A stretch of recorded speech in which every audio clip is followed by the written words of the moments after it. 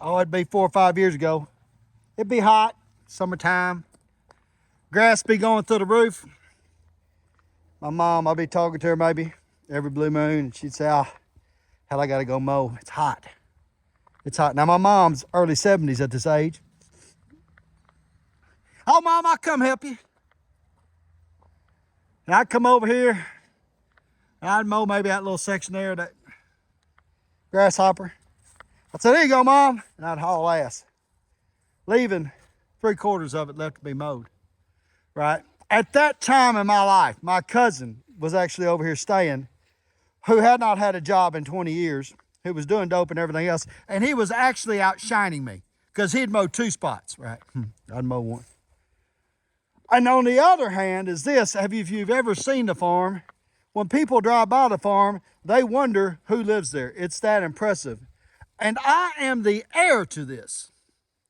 I am the single heir. I am the one responsible for everything, and I am too fucked up on drugs, and much less would I come over and help my mama mow the grass. I was a real piece of shit for a son. We fast forward. I got straight in 21. My mama ain't mowed maybe once in 3 years. And that's only because she wanted to. Hallelujah, God is good.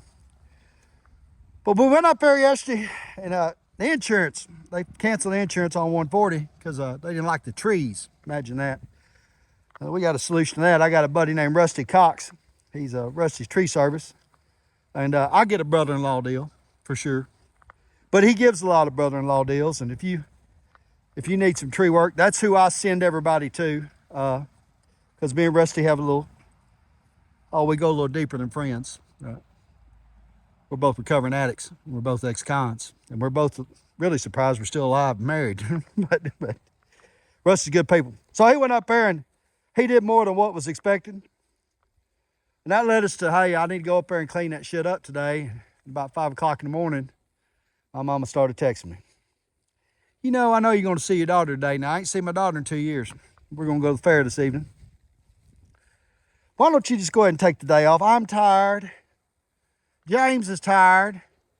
Well, I said, I got a meeting at 8 because I got a mastermind I do every other Saturday, and no big deal. And I said, Mom, that's okay. That's all right, because I'd asked her, I said, you give me some help, I'll get it cleaned up.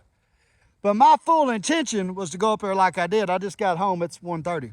So 9 o'clock, I suited up and I went up there. And I didn't get it all done. But I got enough done, right? All we got to do is go up there and cut some wood, load it up, we're done. Maybe shake a rake over it.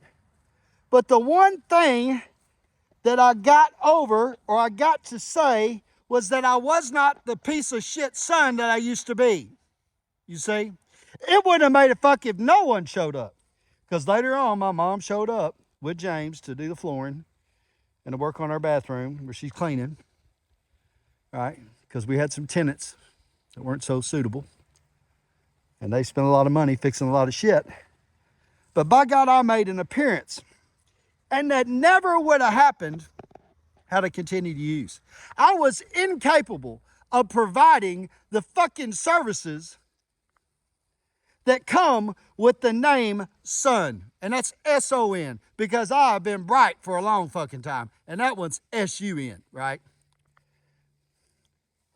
And getting clean has provided me with a way to give back to those that suffered for me and with me in my addiction. And I am so happy for that I can volunteer some of my valuable time to take care of my mama and say for once that I'm not the piece of shit son no more.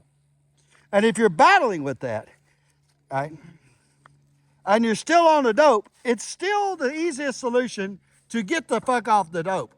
Hallelujah.